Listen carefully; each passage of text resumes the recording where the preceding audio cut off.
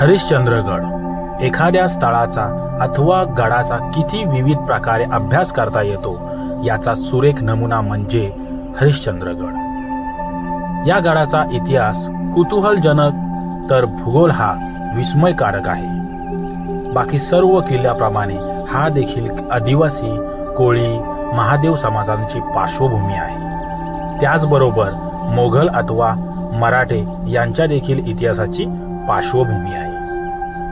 हरिश्चंद्रगडाला 2-4 हजार वर्षापूर्वीची पौराणिक पार्श्वभूमी लाभलेली आहे। नमस्कार मंडळी, मी पुरुषोत्तम जाधव, स्वागत आहे तुमचं आणखी एका नवीन व्हिडिओमध्ये। तर मंडळी, आज आपण आलेलो आहे हरिश्चंद्र या गडावरती, ज्याला भटक्यांची पंढरी असं संबोधलं जातं। तर मंडळी, आम्ही रात्री निघालो होतो, 11:30 वाजता मी निघालो होतो।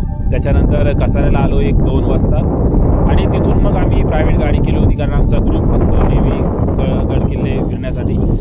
तर मंडळी, आम्ही किल्ल्याच्या पायथ्याशी 4 वाजता येऊन पोहोचलो। 4 वाजता आम्ही ट्रॅक करायला सुरुवात केली। थंडी खूपच म्हणजे भयंकर अशी होती, कारण आम्हाला वरती येऊन जो तारामती शिखर आहे तिथे येऊन आम्हाला जे सूर्योदय होतो ते पाहायचं होतं। तर तुम्ही जर का चॅनलवरती माझ्या नवीन असाल तर चॅनलला जरूर सबस्क्राईब करा।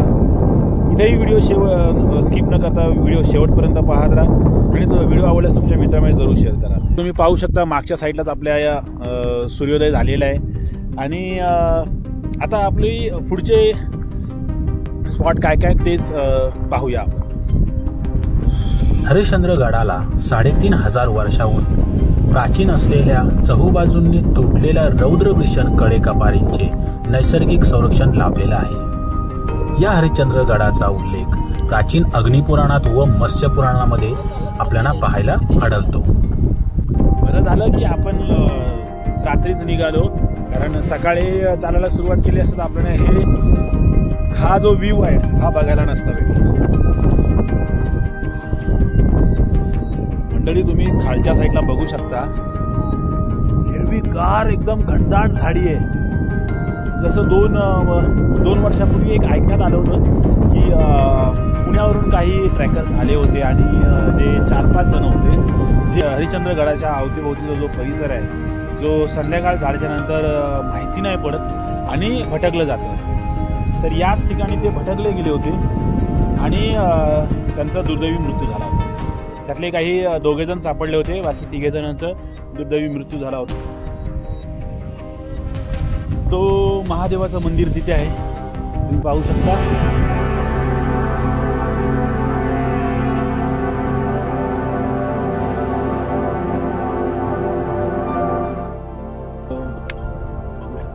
खूप भयंकर अशी खोल दरी आहे, ही तर वाटते, पण इथे आल्याच्यानंतर नाही। आता आपल्याला इथूनच पुढे जायला रस्ता आहे, जिथे आपल्याला कोकण कड्यावरती जायचं आहे। हरिश्चंद्रगडाच्या पूर्वेच्या बाजूस जी ही हिरवीगार घनदाट झाडी आपल्याला पाहायला मिळते, खूपच सुंदर आणि मनमोहक आहे, तेवढीच रौद्र रूप आहे। त्याच्या समोरच्याच बाजूला आपल्याला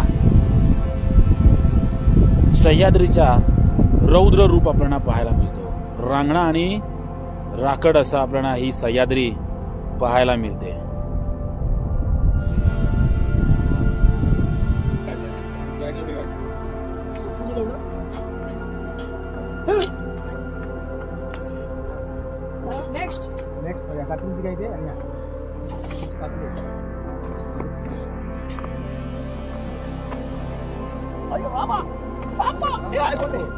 जस्ट आता इथून आपण या कड्यावरून उतरून आल्याच्या नंतर आपण आता इथून खाली जायचंय कोकण कड्याकडे। या ठिकाणी आपल्याला ही शिडी होती, ती शिडी आपण उतरून या साईडने आपण बाहेर आलेलो आहोत आणि आता तिथून आल्याच्या नंतर आपण ही शिडी आता इथे आहे, जी उतरून खाली जायचं। तर ही शिडी इथे अशी खाली उतरून परत तिकडे जायचं कोकणकडे। तरी आता आपण जवळ येऊन आपण पोचलो कोकण कड्यावर। तर समोरच आपल्याला हा आता कोकण कडा इथे पाहायला मिळणार आहे, बघूया कसा आहे तो कोकण कडा.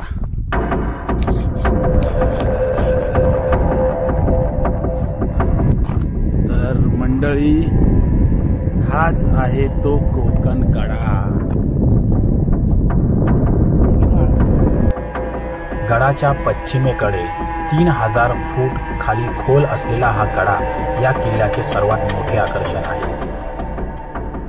या कड्यावरून कोकणातला प्रदेश आपल्याला पाहायला मिळतो, म्हणूनच याला कोकण कडा असं नाव देण्यात आलेलं आहे. या कड्याच्या मध्यभागी जवळजवळ 75 फूट अंतवक्र असा आहे. कड्याच्या माथ्यावरूनच झोपून आपल्याला याचे विराट रूप पाहायला मिळतो.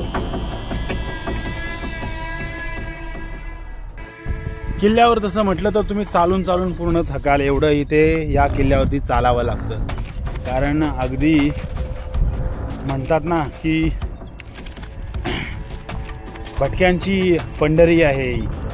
कारण या किल्ल्यावरती एवढं फिरायला लागतं की एका स्पॉटवरून दुसऱ्या स्पॉटवरती जायला तुमचा एनर्जी डाऊन होईल एवढा इथे चालावं लागतं. आणि असे हे 4 स्पॉट 4 ठिकाणी आहेत. मग त्याच्यामुळे इथे एनर्जी खूप लॉस होते.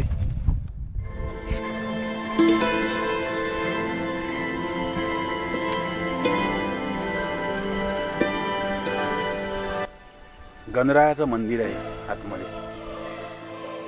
गणपती बाप्पा मोरया, मंगळमूर्ती मोरया, गणपती बाप्पा मोरया, मंगळमूर्ती मोरया. गणपती बाप्पाच्या पायाचं दर्शन घेऊन आपण निघूया. इथे आणखी काही मूर्त्या आहेत. त्या काळामधली ही गणपती बाप्पाची मूर्ती आहे. त्याच्यानंतर असं काही वास्तू बनवण्यात आलेली आहे.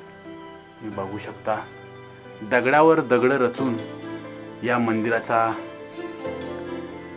काम केलेलं आहे. चहू बाजूंनी चिऱ्याचं बांधकाम केलेलं आहे. आणि हे जे पाण्याचं जे तलाव खोदलेलं आहे हे दगडामध्येच म्हणजे जे कातळ आहे त्या कातळामध्येच हे कोरण्यात आलेलं आहे. आणि त्याच्या बाजूने हे चिऱ्याचं काम केलेलं आहे. हे या साईडला सुद्धा हे काही असे वास्तू आहेत ज्या असं दिसून येतं की त्या काळामध्ये इथे मंदिर, छोट्या मूर्ती वगैरे असू शकतात किंवा आणखी काही असू शकतात. हे असं काही वास्तू होत्या त्या काळामध्ये. कारण मूर्त्यांचे छोटे छोटे अवशेष आपल्याला पाहायला मिळतात. इथे सुद्धा शंकराची पिंडी आपल्याला पाहायला शिवलिंग पाहायला मिळतो. तर अशा प्रकारचा आता त्या काळामध्ये नक्कीच जे हे तलाव पुष्करणी तलाव आहे बनवण्यात आलेलं आहे आणि त्याच्या अवतीभवती हे मंदिरं बनवण्यात आलेली आहेत जी आता आपल्याला पडक्या अवस्थेत पाहायला मिळतात. पण त्या काळामध्ये नक्कीच हे मंदिरे असतील.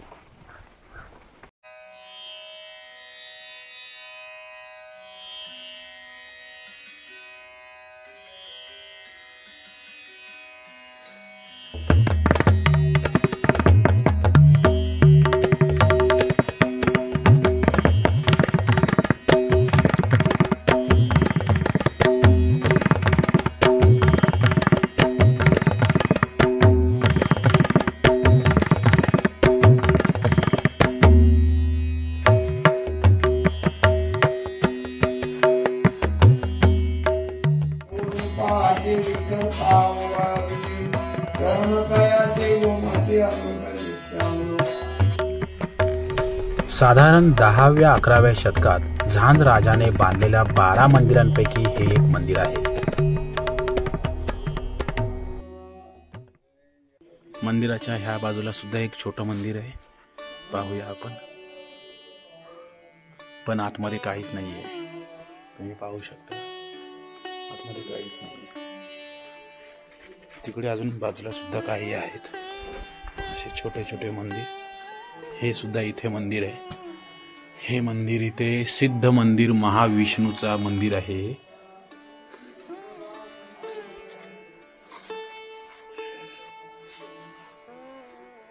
महाविष्णूचं हे मंदिर आहे.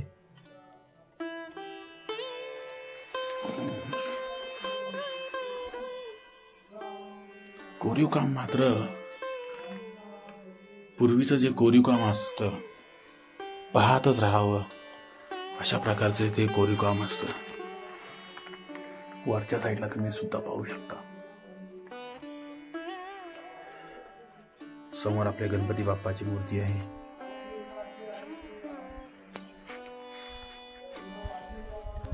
गणपती बाप्पाची मूर्ती आहे.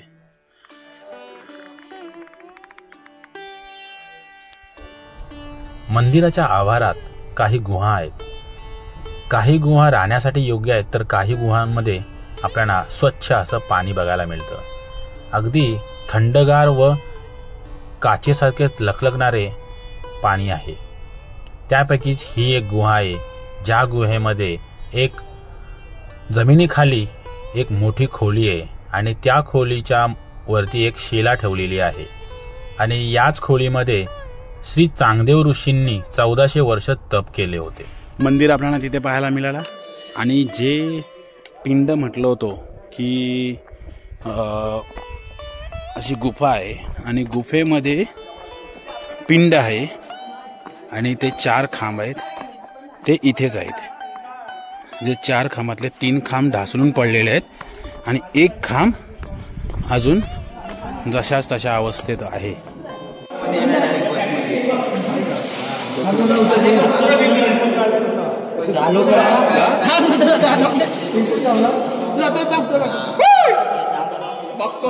मंदिर आहे.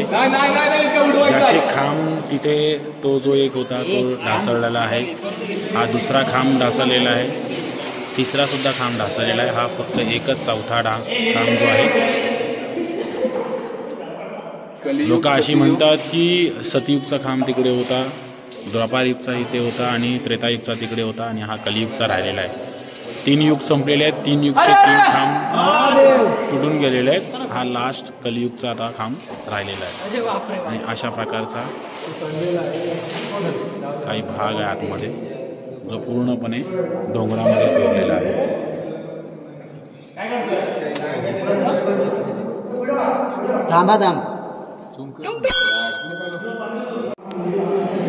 पाण्याची अवस्था बघू शकता. पाणी खूप घाण आहे, पण एवढं थंडगार पाणी आहे की मी 5 मिनिटासाठी तिथे पिंडीजवळ ज्यावेळेस 5 मिनिटासाठी मी नमस्कार करण्यासाठी उभा राहिलो, तर तेवढ्या वेळेमध्ये माझे पायाचे पूर्ण सून पडले होते. एवढ्या भयंकर अशा परिस्थितीमध्ये हा थंड पाणी आहे. त्या काळामध्ये कसा हा काम केलेला असेल कोरीव पाहू शकता.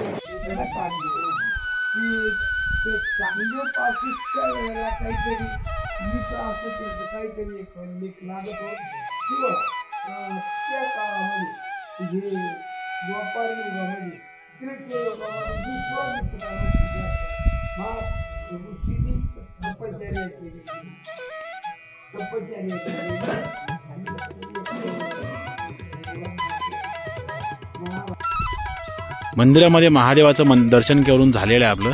आता आपण जाऊया. इथे काही लेण्या बांधलेल्या आहेत, ज्या तुम्हाला समोरच दिसत असतील. या लेण्या आहेत काही बांधलेल्या इथे. त्या लेण्या आता आपण पाहायला जाऊया आणि मग बघूया कशा आहेत त्या लेण्यांच्या इथे आपण येऊन पोचलेलो आहोत.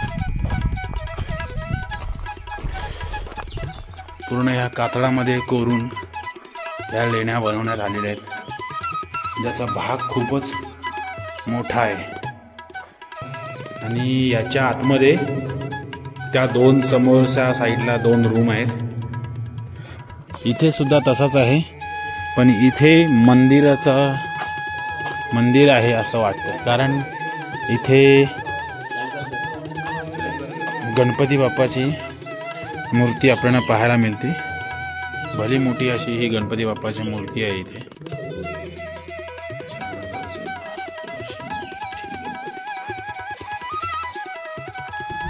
आपल्याला इथून तारामती शिखर जवळ जायला पूर्ण इथून असं पूर्ण त्यावरती टोकावर जायला लागतो आणि तिथूनच मग ते सूर्योदय व्हायचं आपल्याला पाहायला मिळतं.